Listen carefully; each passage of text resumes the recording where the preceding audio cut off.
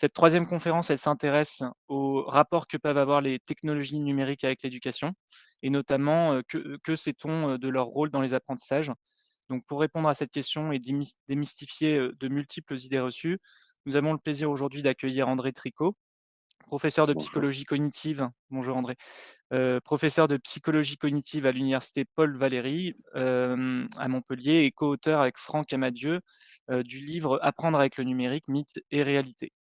Bonjour André, merci d'avoir accepté notre invitation et pour Avec plaisir. rentrer, rapidement dans le cœur de notre sujet, est-ce que vous pouvez, très rapidement donc vous présenter et vos principaux travaux en lien avec notre thématique avant qu'on fonce un peu, sur le cœur du sujet?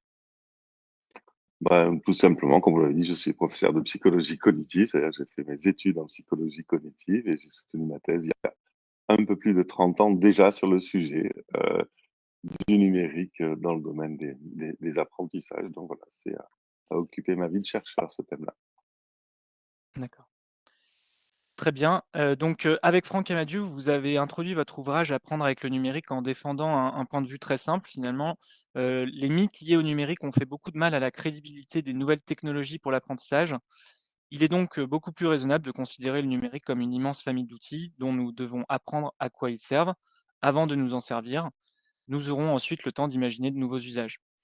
Donc finalement, encore aujourd'hui, on a envie de dire encore aujourd'hui, on invoque très souvent le numérique, alors qu'on sait, de plus en plus enfin que ça ne veut rien dire le numérique, et donc on l'invoque pourtant, que ce soit pour le louer ou pour l'incriminer, souvent avec peu de nuances d'ailleurs.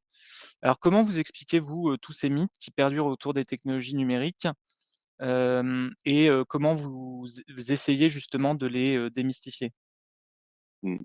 Je pense que les mythes dans le domaine de l'éducation à propos des outils numériques peuvent être tout simplement liés au fait que, la révolution numérique n'est pas un vain mot. En fait, c'est une révolution absolument extraordinaire que nous sommes en train de vivre. Si on la met dans, l'histoire, des technologies, de la communication et de la mémoire, et je crois que ce que nous sommes en train de vivre est à la hauteur de l'invention de l'imprimerie ou de l'invention de l'écriture. Donc nous vivons une période qui est absolument, fascinante, qui fait très peur et dans tout un tas de domaines, ça bouleverse. On peut penser au domaine politique, par exemple, heu, on peut penser au domaine économique, on peut penser bien entendu au domaine du travail et de la culture et voilà, dans l'éducation comme dans d'autres domaines, on voit ces bouleversements et aussi, il y a une particularité dans l'éducation, c'est qu'on a remarqué que à chacune des avancées dans l'histoire de ces technologies, le cas célèbre, c'est, que je cite dans le bouquin que vous évoquez, c'est l'histoire de l'invention du cinéma, hein. Dès que le cinéma arrive, les personnes tout de suite disent: «Ben, le cinéma va balayer les livres dans les écoles, va tout remplacer» et je crois qu'il y a ça aussi, de particulier dans le domaine de l'éducation. On se dit: «Mais ces nouvelles technos, elles sont quand même tellement plus intéressantes que les précédentes qu'elles vont, tout bouleverser. Donc je crois que c'est ce double phénomène, un phénomène général qui est absolument fascinant et on va dire un enthousiasme parfois un peu gratuit, ou des, craintes parfois un peu disproportionnées, qu'on a vu, voilà, récemment avec l'invention, du cinéma, l'invention, de la télévision. Les enfin, on s'en rappelle pas, mais on regarde les livres de ce qui se disait sur quand la télévision est arrivée. Voilà, c'est toujours ce double mouvement de, enthousiasme sans doute démesuré et crainte parfois démesurée. Mmh. Oui, c'est vrai que vous avez raison de rappeler qu'il y a d'un côté un certain, paradoxe entre d'un côté une longue histoire des technologies éducatives, hein. Vous mentionnez la Mmh, mmh, mmh, télévision, mais mmh. il y a une longue histoire de la radio et je crois qu'il y a aussi une longue histoire des machines à apprendre, hein, qui faisait Mmh fantasmer, mh. mais je crois au début du XXe siècle Mmh mh. et en même temps, cette enfin le caractère encore finalement relativement récent de la révolution numérique. On dit enfin il faut souvent rappeler que le smartphone, ce n'est que 2007 et un smartphone, Mmh, connecté, mmh mh. correctement, c'est 2011, avec la 3G donc ça reste, à l'échelle notamment de l'éducation, relativement récent.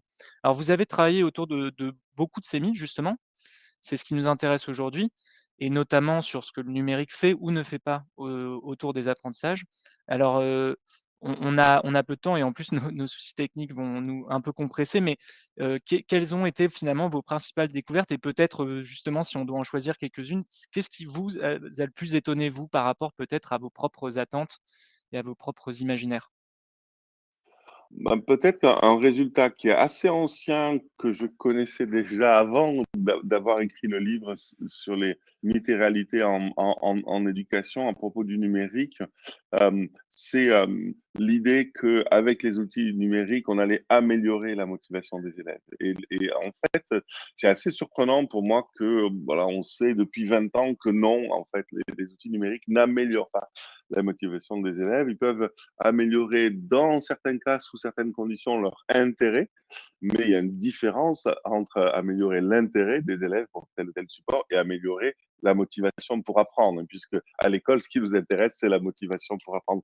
C'est peut-être un des plus surprenants et notamment à quel point cette absence d'effet bénéfique sur la motivation pour apprendre est ancien et s'est retrouvé avec une constance assez remarquable.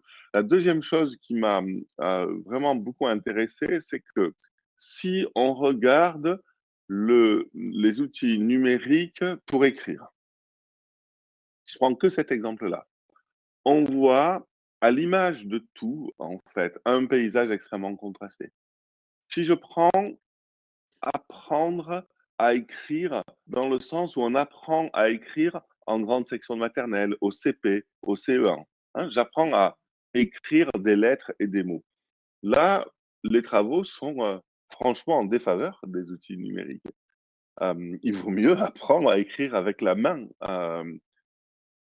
Si on s'intéresse maintenant à apprendre à écrire dans le sens apprendre à produire des textes. Vous savez, comme on apprend à produire des textes pendant les années de collège. Hem, on va dire à partir, de la classe de quatrième en particulier, on commence à vraiment à produire des textes un petit peu élaborés.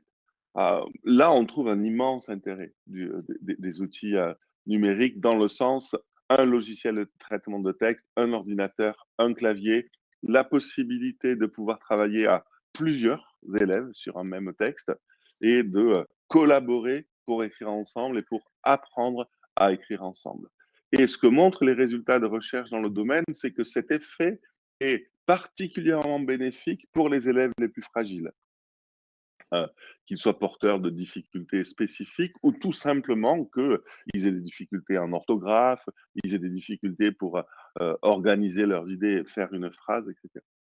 Et puis on va monter un petit peu plus loin dans la scolarité. Maintenant, on va s'intéresser à toujours ce couple, hein, ordinateur, traitement de texte et d'un côté et clavier de l'autre. On va s'intéresser à l'activité de prise de notes, avec les élèves, plutôt fin du lycée et les étudiants. Et là, on a une littérature qui, depuis, récemment nous dit, là je parle des grandes synthèses publiées en 2022, nous disent: «Il n'y a pas de différence». Dans certains cas, il n'y a pas de différence en moyenne. Dans certains cas, les notes sont de meilleure qualité papier-crayon. Dans certains cas, les notes sont de meilleure qualité avec le clavier et l'ordinateur. Je prends ce dernier exemple parce que ça, c'est les synthèses de la littérature publiée en 2022. Mais on aurait posé la même question il y a 5 ans, on aurait eu surtout des résultats en défaveur des outils numériques et en faveur de la prise de notes papier-crayon. Donc les choses changent dans ce domaine-là. Donc voilà, j'aime bien et donc vous imaginez, là je viens de parler de l'écrit, je pourrais parler de tout un tas d'autres apprentissages qui, chacune, résoudre des problèmes mathématiques par exemple. À chaque fois, on observe un paysage contrasté. Mmh. Oui, le côté contrasté, de toute façon, c'est bien parce que c'est ce qu'on retient, quand on vous écoute et quand on vous lit et donc du coup, c'est vrai que ça vient un peu, réfréner ceux qui aimeraient des réponses un peu toutes faites. J'ai une petite question complémentaire par rapport à ce sujet. Est-ce que, donc vous évoquez une évolution dans le temps, donc ça, c'est vrai que c'est intéressant parce qu'effectivement les technologies quand même évoluent. Est-ce que vous avez aussi, dans vos études, observé des différences entre appareils, hein? Parce qu'on voit que dans le monde scolaire notamment, mais aussi à la maison, on a des différences d'équipement entre smartphones, tablettes et ordinateurs notamment. Voilà, est-ce que c'est des choses où la recherche montre des différences? Tout à fait. On va aller pas très loin d'écrire, on va prendre lire. Mmh. Effectivement, là, les travaux empiriques qui sont innombrables, hein, sur, comparer la lecture sur écran et la lecture sur papier crayon, pour l'instant, montrent des résultats qui sont en moyenne légèrement défavorables à la lecture sur écran par rapport à la lecture sur papier et effectivement un effet du type d'écran. Lire sur smartphone, sur tablette ou sur liseuse, lire sur un écran d'ordinateur, lire sur un grand écran. On a des effets, euh, des technos qui interagissent avec des effets qui ne sont pas des effets technologiques, qui sont des effets de mise en page. Qu'est-ce qui rend un texte lisible? C'est la façon dont il a été mis en page et la façon dont il a été écrit. Les tailles d'écran dont on vient de parler, les types d'écran, eux, ont un effet sur la visibilité, pas sur la lisibilité. Et la facilité à lire, c'est une interaction entre lisibilité et visibilité. Et donc, on a bien une interaction et c'est très intéressant de s'intéresser à la lecture parce que contrairement à l'intuition qu'on pourrait avoir, il n'y a pas d'effet de génération, il n'y a pas d'effet du temps. C'est-à-dire que la légère supériorité de la lecture papier-crayon, pardon, la lecture sur texte imprimé versus la lecture sur écran s'observe aussi bien dans les études publiées dans les années 2020 que les années 2010, que les années 2000. Et il n'y a pas d'effet d'âge des lecteurs non plus. Dernier point, il y a un effet du genre de texte. C'est-à-dire que la détérioration de la lecture sur écran, quand on la compare avec le papier, s'observe surtout sur les textes informatifs, les textes documentaires, les articles de journaux. Dans la lecture d'une fiction, un roman, notamment quand on lit un roman sur une liseuse, on ne voit pas de différence papier-crayon. Donc, encore une fois, un paysage contrasté et Mmh. personnellement, je trouve absolument fascinant. Mmh. Peut-être, une dernière question sur le enfin, un résumé donc des des des apports de la recherche sur ces mythes. C'est la question peut-être de la motivation? Donc on sait que un des grands objectifs de Mmh, l'éducation, c'est mmh, mmh. motiver l'apprentissage. On le sait enfin, c'est d'autant plus vrai depuis, l'arrivée de la révolution numérique, puisqu'il y a une question d'accès à la connaissance qui a Mmh. été pour le coup révolutionnée. Donc la question, c'est comment on motive, le désir d'apprendre ou le désir d'accès à la connaissance. Que montrent, là aussi, les études scientifiques en matière de la capacité ou non des technologies numériques à favoriser, l'apprentissage par la motivation, par peut-être l'usage aussi de formats plus dynamiques, la vidéo, le jeu sérieux? Oui. Ce que je disais tout à l'heure, effectivement, on n'a pas d'effet direct, hein, on n'a pas d'effet simple sur la motivation.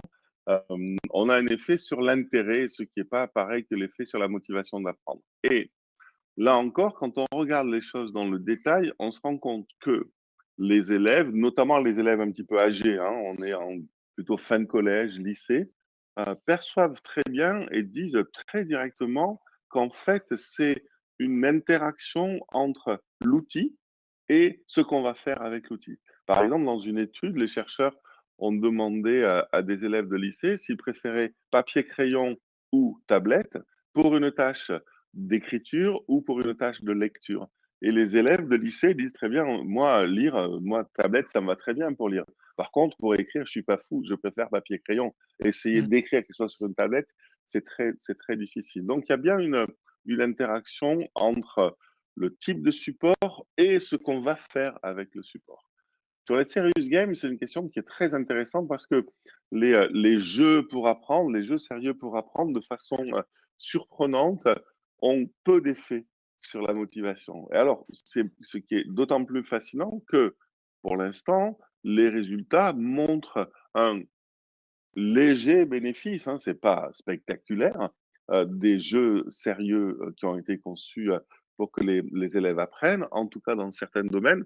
Mais cet effet bénéfique pour l'apprentissage qu'on observe parfois n'est pas imputable à une plus grande motivation. C'est vraiment un effet direct sur l'apprentissage. d'accord, merci. Merci. Donc on va continuer. Alors je rappelle, donc encore désolé pour ces difficultés techniques. On va certainement dépasser un tout petit peu notre horaire initial si c'est, OK pour tout le monde.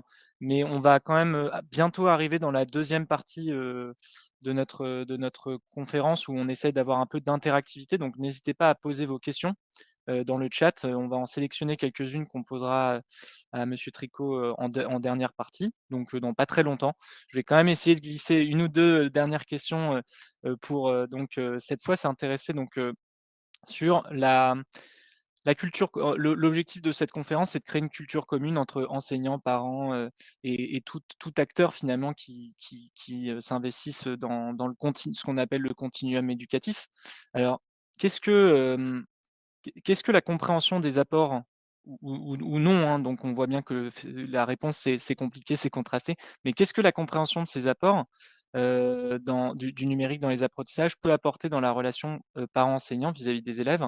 Et peut-être, question un peu liée, comment peut-on expliquer aujourd'hui à des enseignants, à des parents, des partenaires de l'école, les raisons pour lesquelles on investit dans du numérique éducatif? Et là, heu, je me souviens que vous avez dit récemment, que donc, parce que justement la réponse était contrastée, que ça nécessitait beaucoup de culture numérique. J'avais bien aimé que vous utilisiez ce terme et finalement que c'était ça et c'est un peu l'objectif de cette conférence, de contribuer à créer de la culture, commune, une certaine culture numérique commune. Voilà, quelle culture commune créer autour de ces outils numériques, pour Mmh, permettre, finalement, donc aux acteurs de l'école d'accompagner, les enfants et les jeunes adultes pour être des citoyens d'un monde de plus en plus numérique. mmh, mmh. Alors, c'est une réponse, en 3 temps que je vais vous faire parce que votre question est vraiment, complexe et je crois très importante. Premièrement, réponse complètement plate par rapport à votre question, c'est si on regarde les, résultats de travaux à propos des outils qui sont censés améliorer les relations entre les parents, les enseignants et les élèves, comme les ENT. Les outils donc au service d'une meilleure communication. On observe dans les travaux du domaine, CENT en France et d'autres outils dans d'autres pays, que oui, ces outils contribuent à améliorer la communication entre ces 3 partenaires. Ils l'enrichissent, ils la fluidifient, ils la rendent plus rapide. Mais ils améliorent la communication avec les parents qui ne sont pas fâchés avec l'école. Les parents qui sont fâchés avec l'école, les parents qui sont loin de l'école, pour une raison ou pour une autre, ça n'est pas les outils numériques qui vont réconcilier les parents qui sont fâchés avec l'école pour une raison ou pour une autre. Et je crois ce résultat très important. Heu, L'immense majorité des parents ont des relations, ordinaire avec l'école et dans ces conditions-là, les outils, ont vraiment, amélioré les choses, mais en aucun cas, comme dans notre domaine, il ne s'agit d'une panacée. Mmh, Deuxièmement, la révolution numérique a créé effectivement des nouveaux besoins de compétences. Et ces nouveaux besoins de compétences relèvent clairement de la coéducation.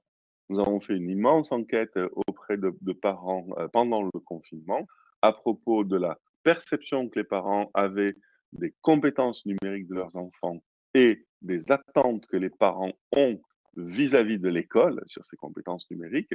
Et les parents sont très majoritairement sur la même position. Il y a des compétences numériques qui relèvent du domaine parental. C'est à nous, parents, d'éduquer nos enfants sur tel ou tel point de l'utilisation du numérique et sur d'autres, c'est plutôt la mission de l'école, de former à telle ou telle compétence numérique.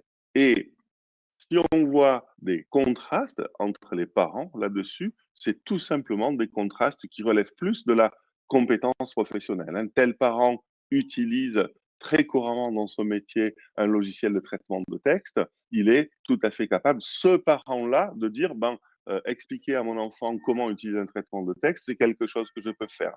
Les parents qui, dans notre échantillon, n'utilisent jamais de traitement de texte, eux vont plutôt dire: «Ouais, ce type de compétence, ça doit être travaillé, à l'école». On n'a pas encore publié l'étude que je suis en train de vous présenter, mais les résultats sont vraiment très, très intéressants sur la perception que les parents ont du rôle de chacun à propos de ces compétences numériques. Et si on parle un peu maintenant du futur, c'est le troisième volet de ma réponse, est-ce qu'il faut que l'école enseigne de nouvelles compétences pour les citoyens de demain, pour construire de nouvelles citoyennetés? On pense notamment à l'enseignement du code, l'enseignement de compétences dans le domaine de la programmation, de ce qu'on appelle peut-être un peu plus justement l'algorithmique. Pour l'instant, on ne sait pas répondre à cette question. Pour l'instant, on n'a pas de travaux qui nous disent effectivement les personnes qui ont des compétences dans le domaine algorithmique, ça leur permet de développer des compétences un peu plus générales qui leur permettent de comprendre d'autres aspects que purement algorithmiques, purement être capable de programmer. Donc, vous voyez, en quoi des compétences dans ce domaine permettraient de former des citoyens mieux capables de comprendre le monde et mieux capables de s'y mouvoir. Pour l'instant, on n'a pas de résultats probants sur cette question-là. C'est une question que je trouve personnellement extrêmement intéressante. On a une thèse qui a obtenu un financement et qui commence le 1er octobre sur ce sujet. Mmh. Oui et puis de toute façon sur la question de l'éducation au numérique, on voit bien aussi que des choses se mettent en place au sein des différentes institutions, et notamment de l'éducation nationale et que c'est pas du tout un sujet, term enfin qui est clos quoi. Heu, je Tout vais à fait. commencer donc, à prendre des questions donc, on c'est plus de nombreuses questions ont déjà été posées donc je vais commencer Mm, à en reprendre quelques-unes. N'hésitez pas à les poser, on va pas pouvoir toutes les garder, mais n'hésitez pas à les poser néanmoins. Donc, je vais commencer par une réaction donc, qui dit, de Philippe: «Hier, j'ai fait un cours à l'INSPE de Caen sur le numérique en parlant des mythes à partir de votre livre, André, Apprendre avec le numérique. J'ai eu une question d'un étudiant qui m'a décontenancé». Et là, moi, pour bien connaître cette question, je sais que c'est un autre des grands mythes d'ailleurs de du numérique, et son rapport avec l'éducation. C'est pourquoi les grands patrons du numérique placent leurs enfants dans des écoles qui n'utilisent pas ou très peu le numérique? Que répondre à cette question? Ça reboucle un peu avec la question de et que beaucoup de j'ai vu beaucoup de fois cette question posée, hein, où beaucoup de gens s'interrogent sur finalement pourquoi mettre des outils numériques à l'école? Quel est le réel besoin si, la question est contrastée? Et je sais que votre réponse est là aussi contrastée. mm. Alors, on a enquêté hein, sur cette histoire. En fait, apparemment, c'est un mythe. Hein. C'est C'est-à-dire un que mythe? les grands patrons qui n'inscrivent pas leurs enfants, en fait, c'est juste à propos d'une école dans la ville de San Francisco où on paye extrêmement cher pour inscrire son enfant. Et on a remarqué que dans ces écoles où on paye extrêmement cher pour que notre enfant soit scolarisé, il n'y avait pas d'outils numériques et, bien entendu, comme c'est extrêmement cher, ben, plutôt des gens très riches. Et les gens très riches à San Francisco, dans quel domaine ils travaillent? Ils travaillent dans le domaine des technologies numériques. Donc, les seules données qu'on a, c'est là-dessus. Donc, hein, c'est parti d'un exemple, d'une école dans San Francisco, et sauf que ça a fait un très bon article qui a eu un fort succès. Donc, ouais, ça, c'est un mythe. Mais en revanche, c'est vrai que le fond de la question est hyper intéressant et je crois que c'est à partir du moment où on pense que euh, le numérique est un objet d'éducation, il faut éduquer au numérique. En fait, non. En fait, à l'école élémentaire, on apprend à lire, à écrire et à compter, on apprend à comprendre, on apprend à s'interroger. Et le cœur du travail, c'est celui des enseignants, c'est celui de construire des progressions pour que les élèves apprennent et leur proposer des activités. Et pour telle et telle activité, à un moment donné, on va avoir besoin d'un outil numérique. Et puis, à d'autres moments, on n'aura pas besoin d'outils numériques. Mais si mon activité consiste, pour des enfants jeunes, j'insiste, à apprendre à lire, ben, pour l'instant, je ne vois pas trop en quoi ça servirait d'avoir un outil numérique pour apprendre à lire. Si en revanche, on est avec des enfants un peu plus grands et qu'on est en train d'apprendre non pas à écrire, mais comme je le disais tout à l'heure, commencer à produire des textes et notamment si on s'intéresse à l'écriture collaborative entre élèves, demander à 10 élèves, 12 élèves d'écrire un texte en même temps et de mettre ensemble leurs idées, désolé, là-dessus, il y a rien de mieux qu'un outil numérique. Mmh. Si vous essayez de faire ça avec du papier crayon ou un tableau Velleda, c'est absolument impossible. D'ailleurs, donc ça reboucle avec une des questions qui avait été sélectionnée, dans le chat, hein, qui demandait justement l'apport du numérique dans les apprentissages collaboratifs et donc vous avez pu y répondre. Hem, une autre question qui du coup revient vers, une de celles que j'avais pas eu le temps de vous poser, donc j'en suis ravi, c'est la question de l'apport du numérique, donc spécifiquement dans l'inclusion des élèves à besoins particuliers. Si voilà, est-ce qu'il y a, il y a des attentes particulières? Est-ce qu'il y a des résultats particuliers? On vous l'avez un petit peu évoqué, mais si on revient un petit peu dessus? Oui, tout ouais, tout c'est effectivement un des domaines les plus anciens, très précocement en fait, hein. Dès le début des années 1980, on a commencé à avoir des résultats très encourageants sur l'utilisation, des outils numériques pour des élèves donc qu'on appelle aujourd'hui, en situation de handicap. Ce qui est intéressant, c'est 2 choses. Premièrement, on trouve des outils numériques, dans le domaine de l'aide aux élèves avec handicap sensoriel, avec handicap physique. On trouve aussi des outils extrêmement intéressants du côté, des troubles envahissants du comportement, des troubles du spectre autistique et enfin, on trouve des outils peut-être pas aussi nombreux qu'on pourrait l'espérer, du côté des troubles spécifiques de l'apprentissage et notamment de la dyslexie, mais pas que. Donc tout ça, oui, ça existe, c'est très précoce. C'est peut-être la chose la plus regrettable, c'est que finalement, dans la plupart des pays, ça n'est pas une priorité, hein. Les investissements en recherche et développement sont faibles dans ce domaine-là, alors que les apports des technos dans ce domaine-là sont les plus anciens et les plus solides. Le deuxième point, c'est que quand on regarde la littérature sur numérique et inclusion scolaire, on voit à la fois des choses intéressantes dans les stratégies de compensation du trouble ou du handicap, dans les stratégies de contournement du trouble du handicap ou dans les stratégies véritablement de rééducation où on essaye de réapprendre quelque chose que mon trouble ou mon handicap m'a en quelque sorte empêché d'apprendre. Et donc, si on prend les trois grandes stratégies euh, de l'école inclusive, le compensement, le contournement et l'apprentissage lui-même, on voit que les outils numériques peuvent être utilisés. Mmh. Alors je vois 2 questions qui sont importantes à traiter et qui, d'ailleurs je le dis pour toutes celles et ceux qui nous écoutent que c'est une question qui évidemment est récurrente, dans notre cycle de conférences donc je les invite à regarder les autres conférences, soit qu'on a fait, soit qu'on va faire. C'est la question des écrans. Le temps Mhm. d'écran, l'impact des écrans, les effets délétères des écrans qui où là pour le coup, là encore on sent qu'il y a un malaise général parce qu'il y a beaucoup d'études enfin, il y a des articles qui sortent qui ont une forte presse sur les effets délétères des écrans. Donc là encore, on sait quand on s'intéresse au sujet de près que c'est beaucoup plus contrasté, que ça dépend beaucoup du profil sociologique, familial et cetera. Mais qu'est-ce que là-dessus, est-ce que c'est quelque chose sur lequel vous avez déjà, un peu travaillé? Donc je relis un peu l'intégralité de la question. C'est, effet nocif des écrans sur le comportement des enfants qui ne parviennent pas à se concentrer par le peu, ne sont plus autonomes, qui auraient des troubles divers. Voilà, quelle est la réalité? Est-ce que c'est des choses sur lesquelles vous avez travaillé, donc sur Oui, les en fait, impacts de ces écrans? ouais, très simplement, j'ai eu, pardon de vous avoir interrompu sur en fait, dans la collection Mythes et réalités, le prochain qui va sortir s'appelle Les enfants et les écrans et donc j'ai eu la chance de lire, les articles des auteurs, qui ont contribué à ce volume.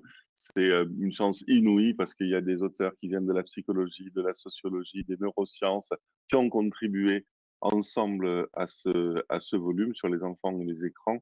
Et c'est vraiment un état de la question que je trouve très nuancé, très bien documenté qui est proposé et c'est un ouvrage dans lequel, je trouve que les auteurs ont bien réussi à dire, c'est, complètement, faux de dire, il y a des effets dévastateurs des écrans sur le développement des enfants, comme il est complètement faux de dire il y a aucun effet, Mmh. des écrans sur le développement des enfants.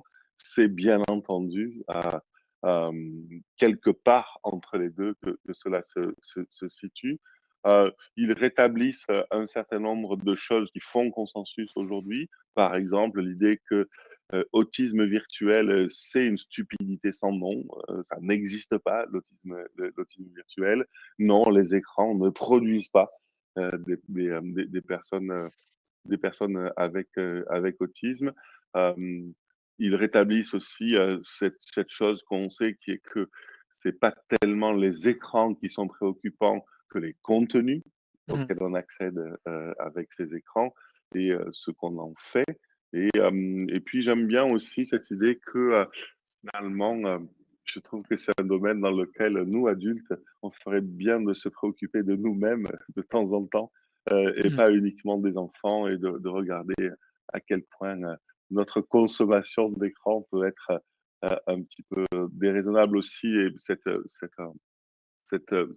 préoccupation pour les enfants et parfois masque peut-être en fait une espèce de préoccupation sur des nouveaux comportements qui sont l'apanage en fait de l'adolescence à l'occidentale, qui est que Bien à sûr. chaque nouvelle génération, il y a de nouveaux comportements, qu'ils soient des comportements de culture, qu'ils soient des comportements vestimentaires, qu'ils soient des comportements alimentaires, qu'ils soient des et voilà, je ne suis évidemment pas un spécialiste de la question, mais voilà, pour avoir lu cette synthèse récente, je pense que on a, on a vraiment quelque chose de, hem, impartial qui est proposé Mmh. et finalement, ce que disent les auteurs, c'est que dans ce domaine, nous tous, que nous soyons journalistes, que nous soyons chercheurs, que nous soyons formateurs, peut-être que la plus grande chose dont il faut se méfier,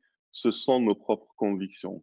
Et j'aime bien ce que disent les auteurs, c'est-à-dire finalement, un chercheur qui veut, dans le domaine, qui veut absolument démontrer qu'il a raison, soit pour dire les écrans sont nocifs, soit pour dire les écrans ne causent rien, ne fait pas son boulot de chercheur. Un boulot de chercheur, c'est de dire quel est l'état des connaissances, même si certaines de ces connaissances contrarient mes convictions. Et Mmh. j'aime, ouais, voilà, donc Mmh. je ne sais pas quand le bouquin va sortir, dans D'accord, 6 ou j'allais 9 j'allais vous mois, le demander. mais D'accord.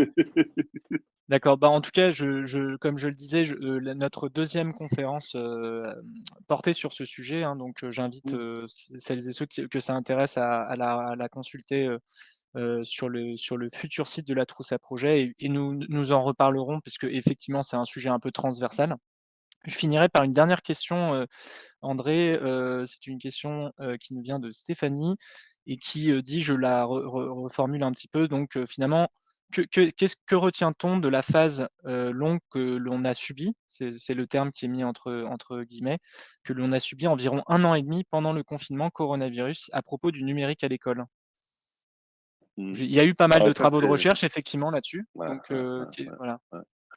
Ouais, ouais. C'est une très, très bonne question parce que je trouve que vraiment ça a été, une grande, grande leçon, pour nous qui nous intéressons, au numérique, en éducation. Je crois que la première grande leçon, c'est, heureusement qu'il y avait des outils numériques parce qu'un confinement sans numérique, aurait été une catastrophe encore plus grande pour, l'école et pour les apprentissages des enfants. Deuxièmement, hem la le premier confinement, les 3 ou 4 premières semaines du premier confinement ont été, l'occasion de montrer que, les profs, dans leur immense majorité, ont tout simplement fait face dans l'urgence, du jour au lendemain et ils ont fait face avec, leur intuition, avec leur bon sens, avec leur capacité à bricoler, parfois avec angoisse, ce que montrent les enquêtes et ça a donné ensuite une autre, période qui a suivi dans lesquels on s'est mis à faire les choses un peu plus posément, de façon un peu plus organisée. Et une chose qui est une grande leçon pour moi, c'est que pendant ce début du confinement, on a observé des choses du genre: je vais essayer de faire à distance ce que je faisais en présence, hein. Par exemple, si, je fais un cours de type, dialoguer ou je fais un cours de type magistral. Cette idée de refaire avec des logiciels de visio ce que je faisais en présence, ça marche pas. Mais ça, on le savait depuis longtemps et je trouve que là-dessus, nous, les chercheurs du domaine, on n'a pas su se faire entendre, on n'a pas su partager nos connaissances, on n'a pas su expliquer à la communauté tout ce qu'on savait déjà sur l'enseignement à distance avec les outils numériques. Mmh.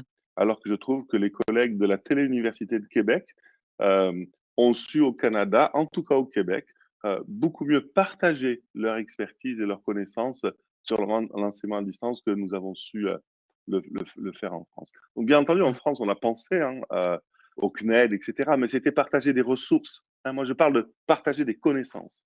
Mmh. Et je trouve que voilà, ben, la prochaine fois, il faudra qu'on soit meilleur là-dessus, sur partager nos connaissances. Mmh.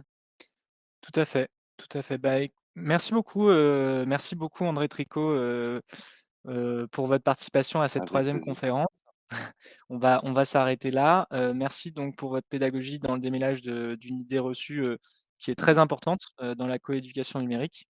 Merci, également bien sûr à toutes celles et ceux qui nous ont suivis, très nombreux en direct malgré nos difficultés, techniques. Vous étiez plus de 350, donc ce qui explique peut-être, d'ailleurs, le petit, crash initial, donc on va enquêter. Merci pour vos questions, vos interactions, votre présence, votre intérêt, nous sommes à l'écoute, hein, de vos commentaires et de vos retours évidemment. Donc cette, conférence, elle a été enregistrée, compte tenu des conditions d'enregistrement, elle sera probablement un petit peu montée, mais, elle sera retransmise prochainement sur le compte YouTube et le futur site de la Trousse à projets. Toutes nos conférences sont aussi accompagnées d'une fiche outil, qui ont pour but de faciliter des échanges, discussions, rencontres entre acteurs en fait de la coéducation. Donc n'hésitez pas à nous suivre en fait pour accéder à cette, fiche et la vidéo, retransmise quand elles sortiront. Voilà et puis sinon le cycle de conférences, il continue le mois prochain. Rendez-vous le mercredi 12 octobre, toujours le même horaire, 14h-14h45, cette fois à l'heure. Pour notre à l'heure et sans crash technique, je veux dire. Cette fois donc pour, une quatrième conférence autour de la question suivante: «Vrai ou faux, les jeunes ne se soucient pas de leur vie privée en ligne?» Nous aurons cette fois la chance d'être accompagnés par Laurence Cauroy, maîtresse de conférences à l'université Sorbonne Nouvelle et en partenariat avec la CNIL. Voilà, encore merci à toutes et tous. Merci beaucoup à André Tricot et excellente fin de journée. Au revoir. Merci beaucoup, Louis. Merci.